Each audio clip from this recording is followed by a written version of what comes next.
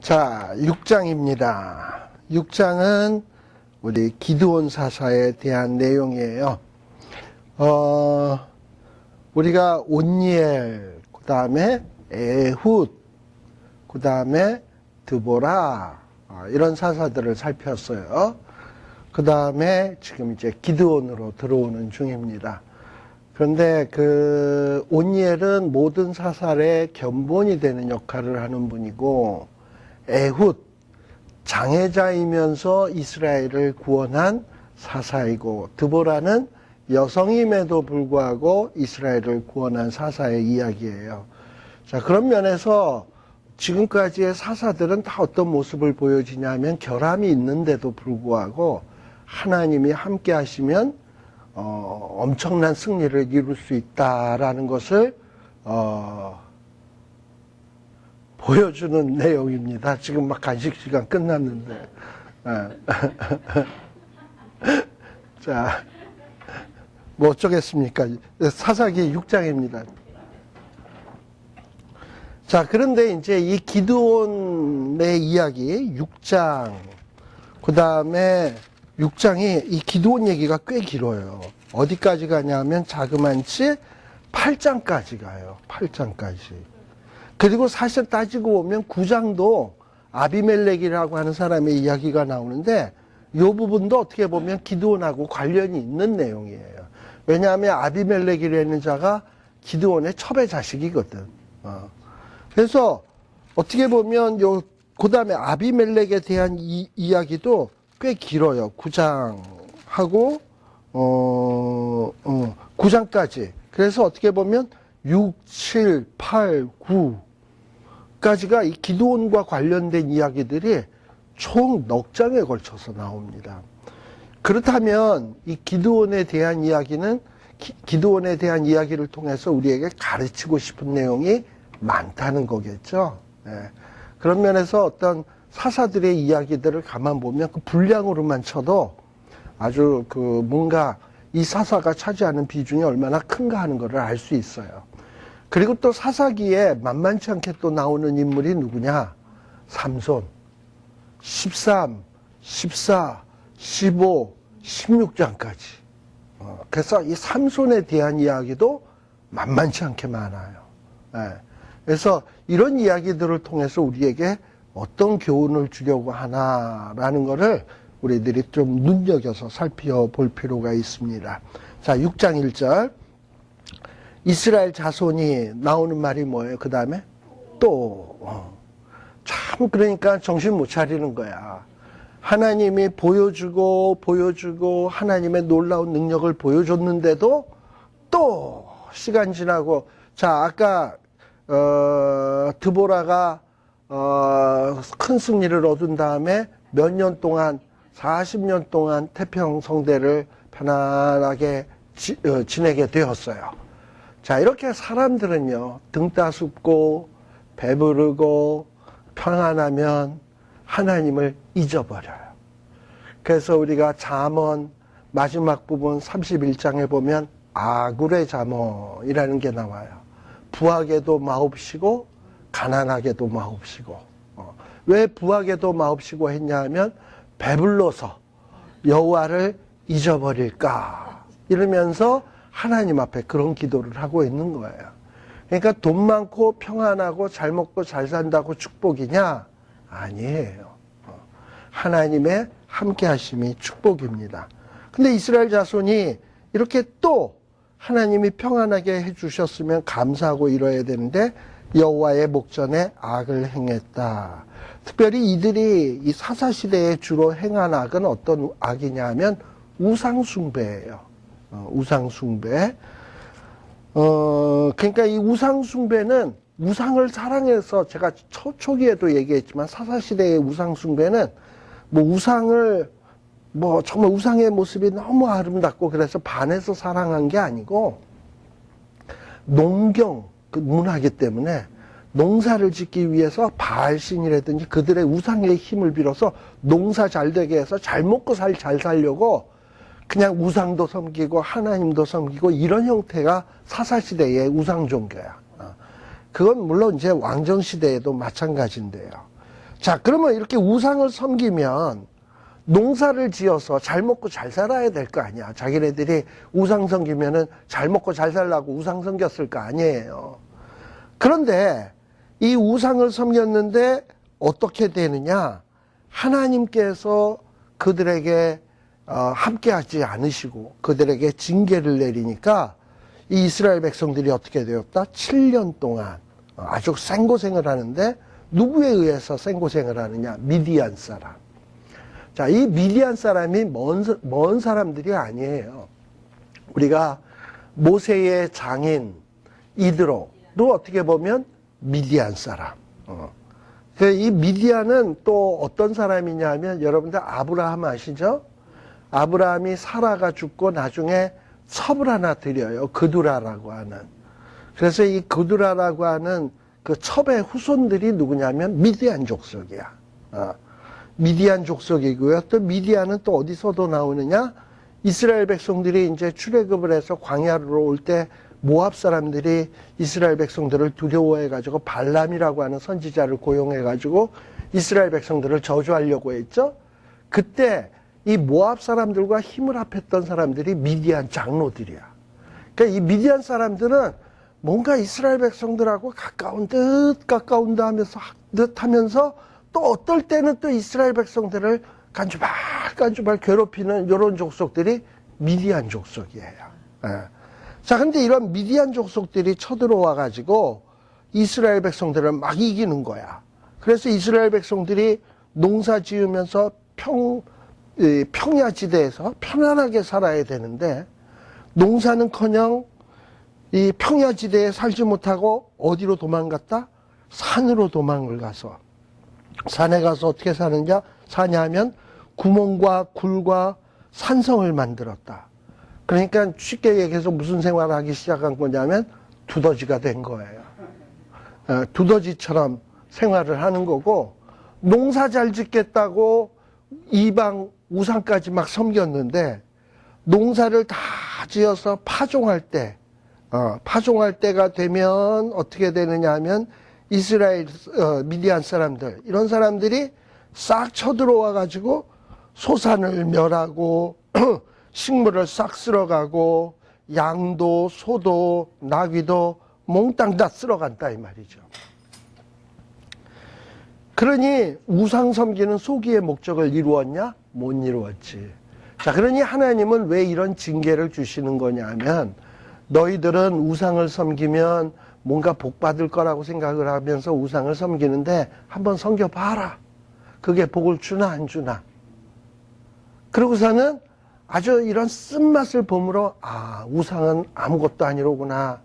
우상 섬겨봐야 하나님의 진노만 사는구나. 더욱더 괴로워지는구나. 이거를 뼈저리게 한번 체험을 해봐야 돌아온다 이 말이죠. 이 자꾸 가르쳐도 못하면은 한번 맞아야 되고 쓴맛을 봐야 되고 그래야지만 돌아온다 이 말이에요. 자, 그런데 이게 한 7년쯤 자꾸 반복이 되니까 이스라엘 백성들이 그때서야 비로소 깨닫기 시작을 한 것 같아. 자, 그래서 6절에 보면 이스라엘이 미디안 사람들을 인하여 미약함이 심한지라. 그래서 이스라엘 자손이 여호와 하나님께 부르짖기 시작을 했어요. 우리 공식 아시죠? 이스라엘 백성들이 우상 숭배, 하나님의 진노, 이방인의 손에 이방인의 손에 팔고 나면 그 다음에 이스라엘 백성들이 하나님 앞에 부르짖음. 그래서 이제 부르짖음이 나왔어. 근데 이렇게 부르짖음이 나오면 공식에 의하면 보통 어떻게 되느냐? 하나님이 사사를 세워주시고 이스라엘을 구원하고 이렇게 가야지 이게 맞는 거예요. 그런데 이 기드온에게서는 뭔가 좀 다른 현상이 나타나는데 7절, 8절을 보시게 되면 이스라엘 백성들이 미디안 때문에 여호와께 부르짖었어요. 정상적이면 하나님이 사사를 세우사 이렇게 나와야 되는데 여기는 뭐로 나오느냐 하면 8절에 여호와께서 이스라엘 자손에게 사사를 세우는 게 아니라 한 선지자를 보내사 선지자를 보내고 있는 거예요. 사사를 세우는 게 아니라 선지자를 보내서 이스라엘 백성들에게 말하기를 뭐 구해주겠다 이 얘기가 아니라 뭔가 이스라엘 백성들을 꾸지람을 하고 있는 것을 볼 수 있어요. 뭐라고 꾸짖고 있냐? 야, 하나님께서 너희들을 애굽 땅에서 인도해서 그 종되었던 집에서 나오게 해서 그 애굽 사람의 손과 너희를 학대하는 모든 자의 손에서 너희를 건져냈다. 그리고 이 가나안 땅에 있는 족속들을 너희 앞에서 쫓아냈다. 그리고 가나안 땅을 너희에게 거저주는 은혜를 하나님이 베풀었다. 그리고 하나님께서는 또 이스라엘 백성들에게 말씀하시기를 뭐라 그러냐? 나는 여호와니 이 가나안 땅에 있는 신들을 두려워하지 말아라. 분명히 그렇게 얘기를 했는데 너네들 사는 모습은 그게 아니지 않냐 하고 꾸짖고 있는 거예요. 너희는 이런 하나님의 명령을 목소리를 10절 끝에 뭐 했다? 청정치 아니했다. 이전에는 그냥 하나님 앞에 부르짖기만 하면 하나님은 뭐 아무 소리 하지 않냐고 척 구원해 주셨는데 이제는 뭐냐 하면 한두 번이어야지. 아까 또 기억나시죠? 또 행하니까 이제 하나님도 상당히 좀 화가 나신 것 같아요. 그래서 선지자를 보내서 야, 또 부르짖냐? 이러면서 하나님이 너희에게 과거에 이렇게 해주었는데 이렇게 하지 말라고 분명히 얘기했는데 너희들은 왜 이따위로 사느냐라는 거예요. 그러면서 이렇게 책망을 하고 있어요. 이렇게 사사시대는 점점 못하여지는 모습으로 이렇게 되어져 가는 것을 볼 수 있습니다. 네. 자, 그런데 여기 보면 드디어 이렇게 하나님이 책망은 하시긴 하시지만 이스라엘 백성들이 이렇게 부르짖는데 나 몰라라 하시냐? 절대 안 그래요. 왜 그러냐? 우리 하나님은 어떤 하나님이시냐 하면은 역대하 7장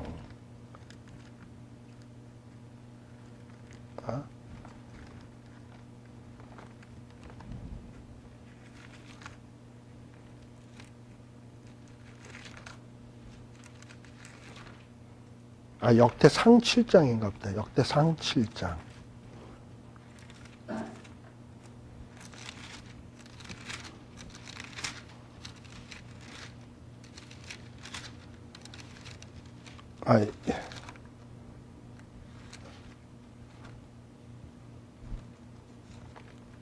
잠깐만요.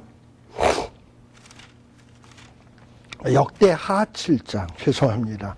역대하 7장 14절. 저는 이 말씀이 참 좋더만요. 여기 보면 내 이름으로 일컫는 내 백성이 역대하 7장 14절 내 이름으로 일컫는 내 백성이 그 악한 길에서 떠나 스스로 겸비하고 기도하여 내 얼굴 하나님의 얼굴을 구하면 내가 하늘에서 듣고 그 죄를 사하고 그 땅을 고칠지라. 이게 하나님의 약속이거든요. 그러니까 사사시대 때 이스라엘 백성들이 아무리 한심해도 뭔가 그 죄를 깨닫고 하나님 앞에 부르짖으면 하나님이 뭐 가끔 이렇게 책망도 하시긴 하지만 책망으로 끝내시는 분이 아니라 반드시 그 부르짖음을 듣고 죄악을 사하고 고쳐주시겠다고 말씀하시는 하나님이시거든. 그러니까 이스라엘 백성들이 이렇게 사사시대 때 또 범죄하고 그렇지만 또 부르짖으면 하나님은 그 기도에 응답하시는 하나님이에요. 그래서 우리 가스펠송에도 내 작은 신음에도 응답하시며 라는 말씀이 나오잖아. 자, 그래서 지금 여기에 보면 하나님께서 지금 이스라엘 백성들의 부르짖음을 듣고 책망을 하시지만 응답하시는 이야기가 바로 요 11절서부터입니다. 자, 그런데 이 11절에서부터 나오는 게 뭐냐면 하나님이 사사를 세우는 장면이에요. 어느 사사? 기드온이라고 하는 사사를 세우는 이야기예요. 누구를 위해서? 이스라엘 백성들을 위해서. 자, 근데 이 기드온이라는 사사는 어떤 자냐? 여기 11절에 보면 여호와의 사자예요. 우리 이 여호와의 사자는 아마도 성부, 성자, 성령 할 때 성자 예수님, 제2위이신 예수님이 보통 구약시대 때 나타나는 모습이 여호와의 사자로 나타나. 예, 마치 우리 누굽니까? 우리 아브라함 때도 아브라함에게 아들이 있으리라 하고 나타날 때도 여호와의 사자로 나타나셨고, 이런 식으로. 자, 이 여호와의 사자가 아비에셀 사람 요아스에게 속한 오브라에 이르러 상수리 나무에 앉았다라고 되어 있습니다. 자, 그런데 이때의 이 기드온의 모습은 어떠한가? 기드온이요, 미디안 사람들이 지금 7년 동안 괴롭히고 있는 거잖아? 근데 이 미디안 사람에게 발각되지 않게 하기 위해서 밀을 어디서 타작하고 있다? 포도주 틀에서 타작을 한다. 밀은 어디에서 타작을 해야 되겠습니까? 밀이니까 밀틀에서 밀을 타작해야지.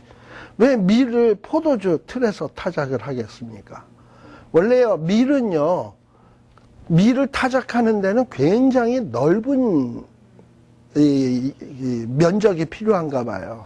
막 밟고 막 떨구고 막 이러면서 하는 데가 밀타작하는 데인데, 포도는 어떻게 하냐? 조그만 데다가 구덩이를 파가지고 거기다 포도 알갱이들을 넣고 그러고서 막 그걸 짓밟으면서 포도즙도 만들고, 그래서 이 포도주 탈곡하는 데는 장소가 굉장히 조그맣고 비좁다는 거예요. 넓은 개활지, 탁 트인 곳이 아니라 으슥한 곳에서 땅 파가지고 하는 데가 포도주를 이 탈곡하는 데가 이 포도주 탈곡인가 봐요. 그러니까는 지금 기드온은 이 밀을 탈곡을 하려면 넓은 데서 해야 되는데, 그러다가 저 사람이 밀을 지금 탈곡하는구나, 그냥 넓은 데 있으니까 사람들이 다 보면 알 거 아니에요. 그래서 미디안 사람들한테 뺏길 것 같으니까 지금 숨어서 포도주 탈곡하는 데 가서 몰래 탈곡하고 있는 거야. 용기 있는 모습입니까? 뭔가 참 처량한 모습입니까?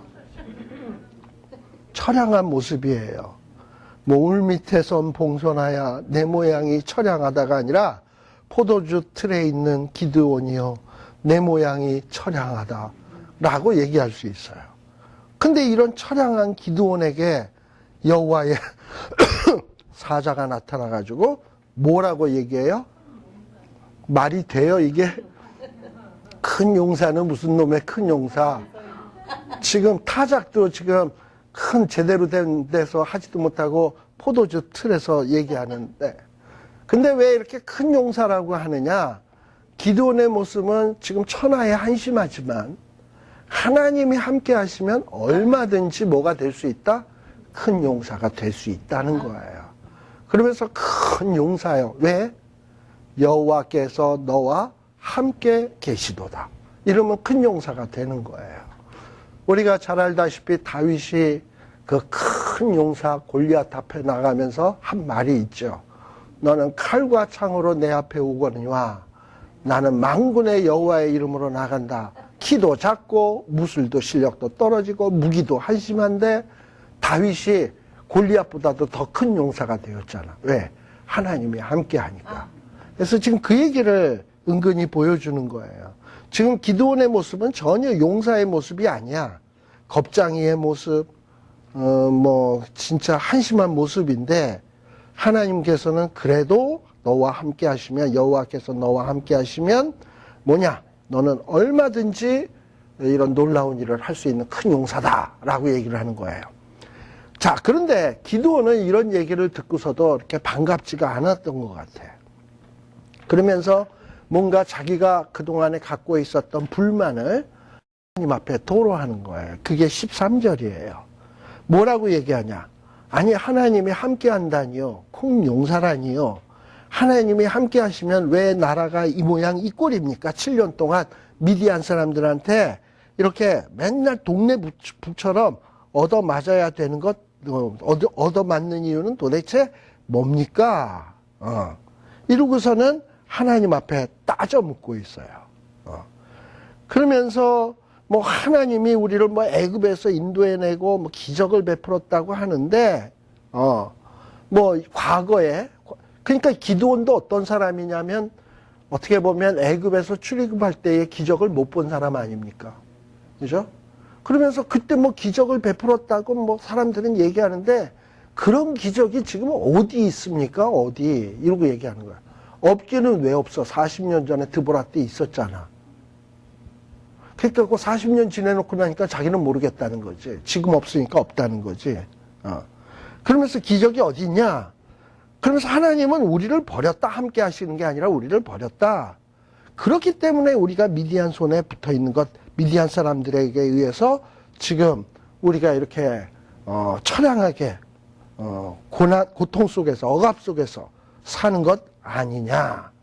이러고서 하나님 앞에 따져 묻고 있는 거예요. 근데 이런 이야기를 잠잠코 들으신 여호와께서는 기드온에게 뭐라고 얘기하냐? 내 힘을 의지하고 가서 이스라엘을 미디안의 손에서 구원해내라. 내가 너를 보낸 것이 아니냐. 이러면서 내가 너를 보낼 테니까, 너와 함께 할 테니까 너는 가서 이스라엘을 구원해내라. 라고 얘기를 하는 거예요. 자, 여기에서 또 기드온의 대답이 무엇이냐면, 내가 무엇으로 이스라엘을 구원하리까? 자, 요 말에서 기드온의 생각이 뭡니까? 기드온은 이스라엘을 구원하려면 뭐가 필요하다는 얘기입니까? 내가 가진 게 있어야 될 것 아니냐. 무기가 있든지 병력이 있든지 뭐가 있어야 될 것 아니냐. 그러니까 아직 기드온은 뭘 모르는 거냐 하면 전쟁은 여호와께 속한 것이라는 것을 아직 모르는 거예요. 뭔가 돈이 있어야 되고 무기가 있어야 되고 힘이 있어야 되고 내가 뭔가 손에 쥔 게 있어야 이길 것 아니냐라고 얘기하고 있는 거예요. 하나님은 자꾸 뭐라고 얘기하냐? 가라, 구원해내라, 내가 함께 할게, 내가. 하나님 얘기하는 거예요. 그러니까 나만 함께하면 다 되는 거야, 이걸 가르치고 있는데, 아예 하나님만 함께해서 뭐예요? 내 손에 쥔 게 없는데. 기드온의 얘기예요. 이게 오늘날 많은 사람들의 신앙인 거예요. 하나님이 함께 해주겠다는 거에 대해서는 별로 관심이 없어. 사람들은 어떤 하나님에 더 관심 있냐? 함께는 안 해줘도 좋은데 줄 건 좀 줘라, 나한테. 돈을 주던 권력을 주던 힘을 주던, 그리고 그냥 내 일에서 빠져라, 줄 거 주고. 이게 사람이 원하는 거라니까. 그렇잖아요. 대부분 다 신앙생활 하면서도 기도 왜 하냐? 줄 거 달라는 거야. 그리고 함께하는 건 필요 없다는 거야. 그냥 가라, 그거는. 그 부분은 그냥 가시고 나한테 이거 주고 이거 주고 이거 주고 이거 해주고 그리고 빠지세요. 이게 우리의 기도인 거예요. 근데 지금 하나님과 기드온의 대화를 가만 보면 하나님이 자꾸 강조하는 건 뭐냐면 내가 함께 할게. 가서 구원해. 내가 함께 할게. 두려워 마. 기드온은 내가 가진 게 무엇이가 안 돼. 이제 이러고 얘기를 하는 거지. 내가 무엇으로 이스라엘을 구원하리까? 그러면서 하는 얘기가 뭐냐면 나의 집은 뭐다? 므낫세 중에서 극히 약하고. 그러니까 저희 집안은 별 일이 없다. 그러니까 기드온의 생각은 뭔가 전쟁에서 승리하려면 집안도 번쩍번쩍하고 잘 나가는 집이어야 되고 집도 부자고 이래야 되는 거야. 그리고 뭔가 전쟁을 하려면 뭔가 잘나야 되는 거야. 자기는 아비 집에서도 제일 약한 자고 작은 자라는 거야. 그러니까 못한다는 거야. 그러니까 전쟁에 이기려면 큰 자여야 되는 거야. 이게 기드온의 생각인 거예요. 근데 여기에 대해서 하나님의 대답은 뭡니까? 그래, 니네 집이 약해? 그럼 내가 니네 집을 부흥하게 해줄게. 니네 집이 너가 제일 작은 자야? 제일 큰 자로 만들어줄게. 이게 아니고 하나님은 16절에 보면 여호와께서 그에게 이르시되 반드시 내가 너와 함께 하겠다. 그러니까 중요한 게 뭐냐면 하나님은 내가 너와 함께 하는 거야. 이 얘기를 가르쳐 주고 있는 거예요.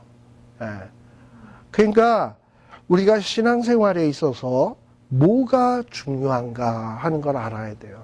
우리는 내가 약해서 안 돼요. 내가 제일 작은 자라서 안 돼요. 나는 가진 게 없어서 안 돼요. 이러고 얘기를 하는데 하나님은 무슨 소리냐? 내가 너와 함께 한다. 두려워 말라. 가서 구원해 내라. 가서 내가 주신 미션을 이루거라. 라고 말씀하시는 거예요.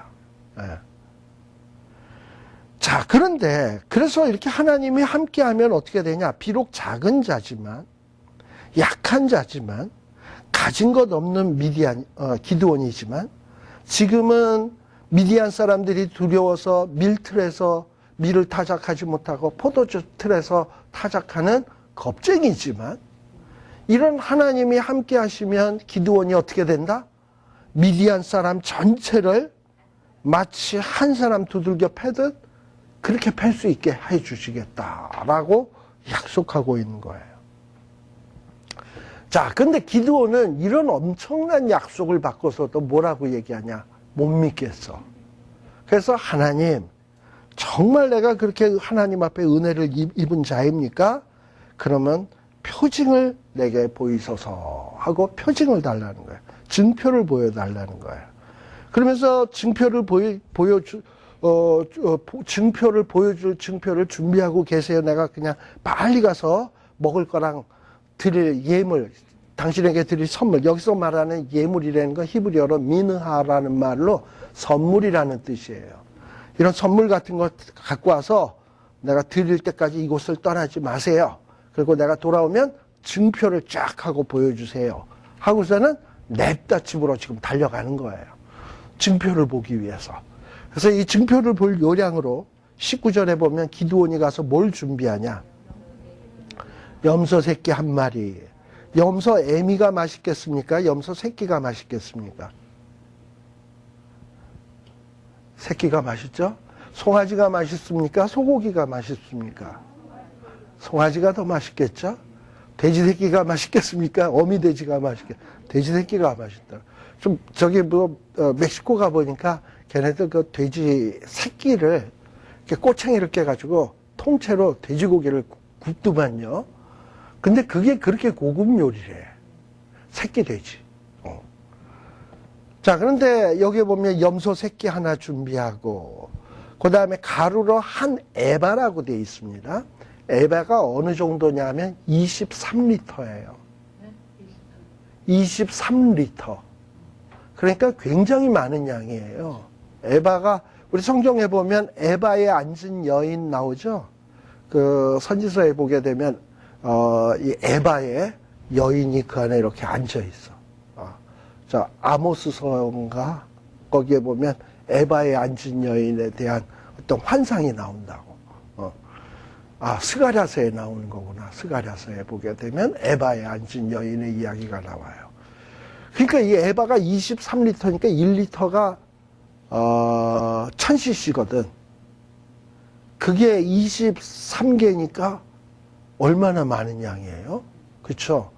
그렇게 많은 양을 그 다음에 염소 새끼 한 마리, 또 거기에다가 또 뭘 또 준비했냐 하면은, 그 염소 새끼로 소쿠리에 담고 국도 만들고, 그러고 온 거예요. 그러니까 뭔가 이제 자기가 원하는 걸 얻어보려고 최대한의 준비를 한 거지, 기드온은. 자, 그리고 그랬더니 20절에 보면 그 하나님의 사자가 뭐라고 얘기하냐. 고기와 무교 전병을 반석 위에다 두어라. 그리고 그 위에다가 국을 쏟아라. 자, 국을 쏟으면 불이 잘 붙는다, 안 붙는다? 안 붙는다. 그런데 21절에 보면 여호와의 사자가 손에 잡은 지팡이 끝을 내밀어 고기와 무교 전병의 댐에 불이 확 나왔다. 그리고 고기와 무교 전병이 살랐다. 이러면 뭐예요? 국을 부었는데도 불구하고 이렇게 불이 붙었다는 건 기적이죠. 이런 기적이 일어나는 게 누구 때도 있었냐면 엘리야 선지자 때도 갈멜산에서 이 바알 섬기는 사람과 대결을 할 때 제단에다가 물을 붓죠. 엘리야는 물도 한참 갖다 부어요. 거기에 보면. 그래서 또랑에서 물이 철철 넘치도록 부어요. 그랬는데 하늘에서 불이 내려서 그 물이 철철 넘치는 그 제단을 홀딱 다 태워버리잖아.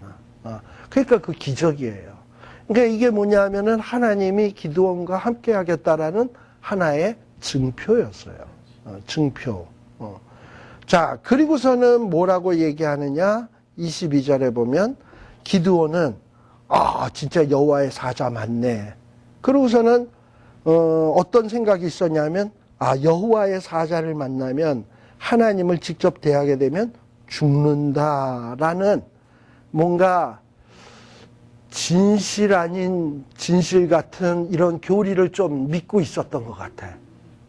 왜 하나님은 여호와의 사자, 사람의 모양으로 나타나시냐 하면은 우리 아브라함 때도 사람의 모양으로 성자 예수님이 나타났다 그랬잖아요. 왜 그런 모습으로 나타나느냐 하면 여호와가 직접 나타나면 진짜 죽어. 그러니까 하나님은 인간을 배려해서 이거를 보호막을 치는 거예요. 인간의 몸을 입고 직접 보지 못하도록 그런 형태를 띄어서 온 거예요. 그렇다면 그렇게 오셨으면 안 죽는 거지 뭐. 근데 어디서 또 들은 건 있어가지고 여호와를 만나면 죽는다라는 지식은 있어가지고 아 이제 난 죽게 되었구나 슬프다 이러고 얘기를 하는 거예요. 근데 아까 하나님이 뭐라 그랬습니까? 내가 너와 함께 하겠다. 너는 이스라엘을 구원할 자다. 뭐 이러면서 기드온이 해야 될 일이 있다는 걸 다 얘기했는데 자기가 죽는다고 한다면 지금 이게 하나님의 말씀을 제대로 믿고 있는 거예요? 안 믿고 있는 거예요? 그러니까 이 기드온도 자기 소견에 오른 대로 함부로 판단하고 결정 내리고 이러고 있는 거예요. 그러니까 23절에 하나님이 뭐라고 얘기합니까? 안심해라. 너 안 죽는다. 그리고 그렇게 되니까 그때서야 비로소 안심이 돼가지고 24절에 단을 쌓고 단을 쌓고 그 이름을 여호와 살롬이라 했다. 이 살롬이라고 하는 말은 뭐냐면 평화라는 얘기예요. 그러니까 그동안에 기드온은 여호와를 우리에게 평강 주시는 분, 하나님과 나와 어떤 이런 평화의 관계 이런 거에는 별로 관심 없고 하나님에 대해서 삐딱한 생각을 갖고 있었던 사람이야. 하나님은 우리를 버린 분, 그래서 우리가 미디안에게 7년 동안 고생하게 하는 분, 하나님은 만나면은 사람은 죽는다. 그래서 어떤 하나님과의 관계를 공포의 대상, 하나님은 우리를 징벌하는 자, 버리는 자, 이런 식으로만 알고 있었던 거예요. 그러니까 하나님에 대한 신앙이 딱 어떻게 있냐면 이렇게 뭔가 꼬였어, 많이. 지 잘못은 생각 안 하고. 그랬던 것을 지금 하나님이 기드온에게 바로 잡아주고 있는 거예요. 넌 죽지 않는다. 안심해라. 내가 너와 함께 하겠다. 승리한다. 너는 이스라엘을 구원해라. 이러면서 하나씩 하나씩. 이런 식으로 사사시대에도 하나님께서는 주변에 여러 열국들을 남겨놓으시고 그들과의 관계를 통해서 뭐 그들과의 관계라는 건 여러 개, 그들의 침략을 받는 거, 또는 거기서 해방되는 거, 이런 일련의 과정들을 통해서 뭘 배워간다? 하나님이 어떤 분이고, 과거에 1세대들이 체험했던, 2세대들이 체험했던 그 하나님을 나도, 3세대인 나도 하나씩 하나씩 체험해 가는 거예요. 그래서요, 우리 하나님은 우리와 우리의 후손들, 제 믿음은 그래요. 우리와 우리의 후손들을 결코 버리지 않는다.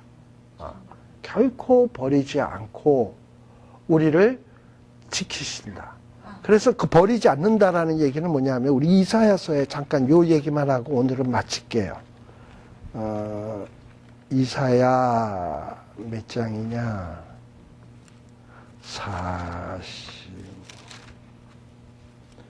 49장.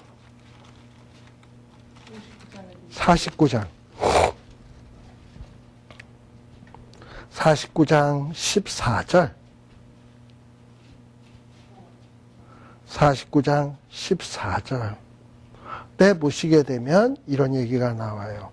오직 시온이 이르기를 여호와께서 나를 버리시며 주께서 나를 잊으셨다 하거니와, 여기서 시온은 누구냐면 이스라엘 백성들. 그래서 이사야 시대 때 이스라엘 백성들이 아수르 군대에게 얼마나 많은 침략을 당했는지 몰라요. 나중에 하나님이 함께 하셔서 18만 5천 명 무찌른 거 아시죠? 그러나 그때까지는 얼마나 수탈을 당했는지 몰라.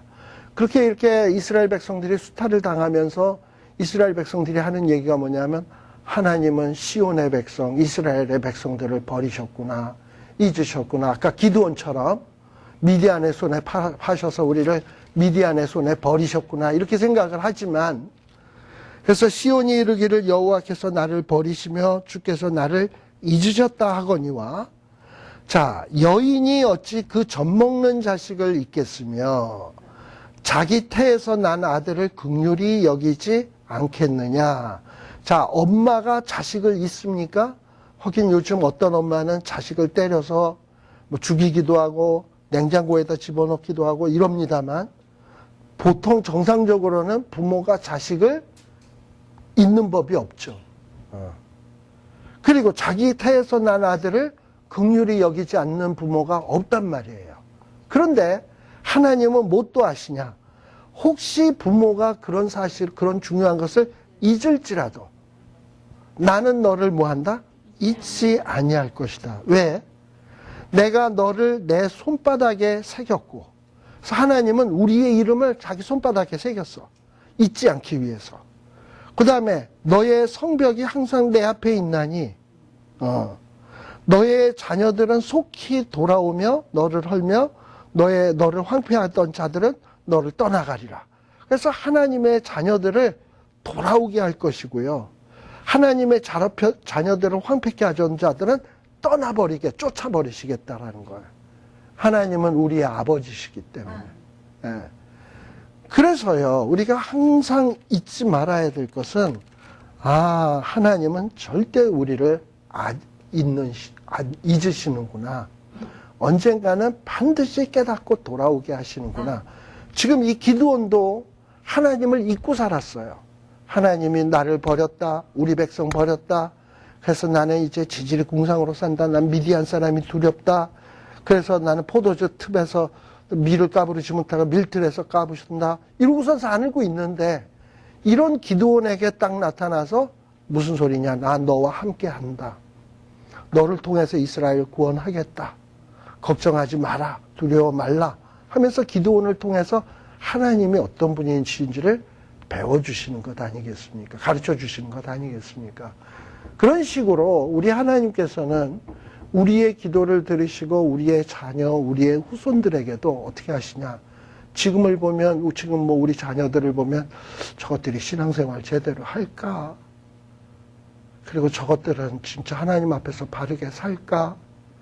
1세 때도 하나님은 출애굽 때 이스라엘 백성들을 보호하셨고, 2세 때 광야 넘어서 가나안 정복할 때도 함께 하셨고, 사사시대 때도 이 암울한 시대에도 기드온을 깨우치기 위해서 나타나시고, 기드온에게 어떤 하나님이신지 알리시고, 그래서 하나님께로 돌아오도록 하나님은 끊임없이 그 손길을 함께 하시고 절대 버리시는 일이 없다 이 말입니다. 그래서 그걸 기억하시고 늘 자녀들, 나는 지금 뭐 요만큼 신앙생활 합니다만 내 후손들은 못하면 어떻게 되죠? 위에서 기도하시면 하나님은 반드시 그들을 기드온처럼 찾아오시고 또 보여주시고 승리케 하시고, 그러면서 하나님이 이런 분이구나. 그래서 우리 부모들이 이렇게 하나님을 섬겼구나 하고 돌아오게 하시고 하나님을 깨닫게 하시는 이런 은혜의 역사가 있는 겁니다. 그래서 그거를 기억하시고 오늘은 여기까지 하고 다음 시간에 그 다음서부터 진행을 하도록 하겠습니다. 기도하겠습니다. 하나님 아버지 감사드립니다. 우리 하나님은 부모는 너를 잊어도 나는 너를 결코 잊지 않겠다라고 약속하고 계십니다. 우리의 이름을 손바닥에 새기시고 또 늘 기억하여 주시겠다고 말씀하십니다. 하나님, 정말 우리와 함께하여 주시고 우리는 하나님의 함께하심이 얼마나 귀하고 복된 것인지 우리 삶 가운데서 확인하고 간증할 수 있는 저희들 되게 하여 주시옵소서. 하나님을 이용해서 내 목적을 이루고 내가 원하는 것을 얻어내려는 이런 간사한 마음은 버리게 하여 주시고, 외양간에 소가 없고 무화과 나무에 소출이 없을지라도 나는 여호와로 인하여 찬송하고 감사하고 노래하겠다고 하는 이런 신앙의 소유자가 되게 하여 주시옵소서. 예수님 이름으로 기도드리옵나이다. 아멘. 마치겠습니다.